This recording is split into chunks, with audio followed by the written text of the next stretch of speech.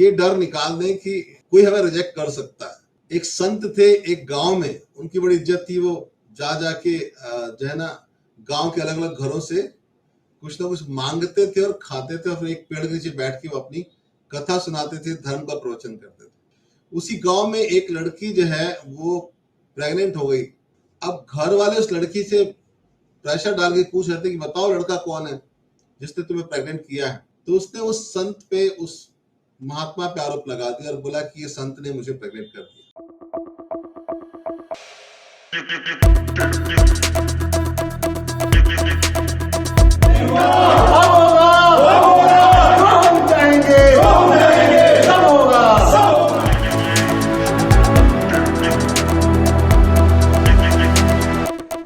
कि नमस्कार, मैं सतीश बत्रा पिछले 20 सालों से डायरेक्ट सेलिंग इंडस्ट्री से जुड़ा हूं और मैं वर्ल्ड की नंबर 1 संस्था में रहा हूं और वर्ल्ड के नंबर 1 एजुकेशन सिस्टम से मैंने सीखा है। जो प्रश्न है कि हमें रिजेक्शन का डर रहता है, हमें अपमानित होने का डर रहता है, सबसे पहले बात तो ये डर निकाल दें कि कोई हमें रिजेक्ट कर सकता है या कोई हमें अपमानित कर सकता है। इसके ऊपर एक छोटी सी कहानी सुनाता हूँ। ये कहानी बहुत ही पॉपुलर है।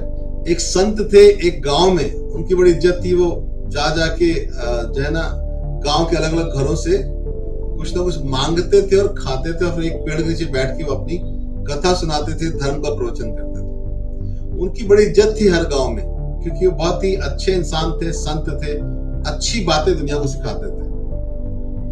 उसी गांव में एक लड़की जो है वो प्रेग्नेंट हो गई, है ना, गर्भवती हो गई, और कुंवारी लड़की थी। और जिसके द्वारा वो गर्भवती हुई थी वो लड़का उस लड़की से शादी करने को तैयार नहीं था।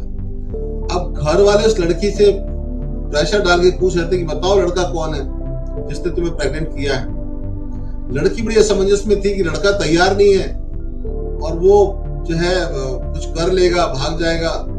उसको प्रेशर बहुत ज्यादा था, घर के लोग बिल्कुल मारपीट पे उतारू थे।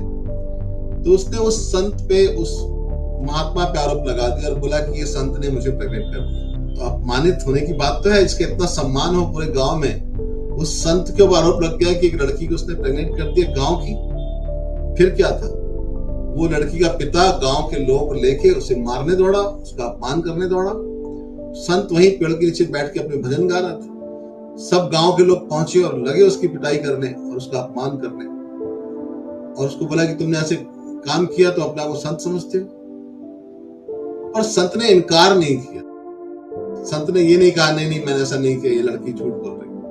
वो चुप रहा और उसकी मौन ने सिद्ध कर दिया कि यही कल्प्रिट है, इसी ने गलती करी। बहुत अपमानित करके लोग चले गए। उसको जो है गांव में एक ऐसा माहौल था कि बताओ किस पे भरोसा करें, इतनी इज्जत देते थे, संत ने ऐसा कर दिया। कुछ दिन बाद हुआ ये कि वो जो लड़की है उसका जो प्रेमी था वो मान गया शादी करने के लिए। अब उस लड़की ने ये कहा अपने घर वालों से कि मुझसे गलती हो गई, मैंने उस संत को पिटवा दिया, उसका अपमान करवा दिया, क्योंकि वो संत तो ऐसा है ही नहीं, वो तो बहुत अच्छे इंसान है। एक्चुअली मेरे को तो इससे शादी करनी थी, इस लड़के ने मुझे प्रेग्नेंट किया था। तो घर वालों ने बड़ा दोष दिया लड़की को भी बहुत डांटा, गांव वालों ने भी डांटा, और सबके सब संत के पास गए। तो संत फिर जो है पेड़ के नीचे बैठ के भजन गा रहे थे उसी मस्ती में। सबने हाथ जोड़े, सब खड़े हो गए कि महात्मा जी हमसे बहुत बड़ी गलती हो गई। इस लड़की की बात में आ गए। इस लड़की की जो प्रेमी लड़का है, जो भी गड़बड़ किस लड़के ने करी, और हमने आपको पिटाई कर दी, आपको अपमान किया और आपको बहुत दुखी किया। हमें आपसे ये जानना है कि जब आपने गलती की ही नहीं थी तो आपने स्वीकार क्यों कर ली, आपने पहले विरोध क्यों नहीं किया। संत ने बहुत अच्छा जवाब दिया। संत ने कहा कि मेरे अंदर का आदमी मुझ पर विश्वास करता है। अगर मेरे अंदर का आदमी मुझ पर विश्वास करता है तो बाहर की दुनिया का कोई आदमी कुछ भी बोले, इससे कुछ फर्क नहीं पड़ता, इससे कुछ फर्क नहीं पड़ता। आज आप सब लोग मेरा सम्मान करते हैं, मेरी इज्जत करते हैं, मेरे को अच्छा साथ समझते हैं, मेरी इज्जत कर रहे हैं। ये बाहर की दुनिया की इज्जत है, इससे मैं बहुत प्रभावित नहीं होता। कोई आरोप लगा देता है कि मैं गलत हूं और आप मुझे मारने आ जाते हैं, अपमानित करने आ जाते हैं, ये बाहर का अपयश है, इससे मुझे कोई फर्क नहीं पड़ता। मेरे अंदर तो पता था कि मैंने काम नहीं किया। मुझे लगा कि अगर इस लड़की ने आरोप लगाया है और आपने मेरा अपमान कर ही लिया है, मुझे पीट ही दिया है, मुझे गलत समझ ही लिया है, तो अब मैं ये कह के कि कोई और कल्प्रिट है, मैं नहीं हूं, फिर किसी और को पिटवाऊं गांव में, फिर किसी और के साथ झगड़ा करूं? कोई मजबूरी रही होगी लड़की की। और मैं मेरे मालिक पे भरोसा रखता हूं, मुझे मालूम है कि वो जो है एक दिन बात क्लियर हो जाएगी तो ठीक है, नहीं तो कोई बात नहीं, मैं तो सही हूं अपने अंदर से। तो उसने कहा कि मैं अपने अंदर के ऊपर भरोसा रखता हूं, मेरी आत्मा मलिन नहीं होना चाहिए।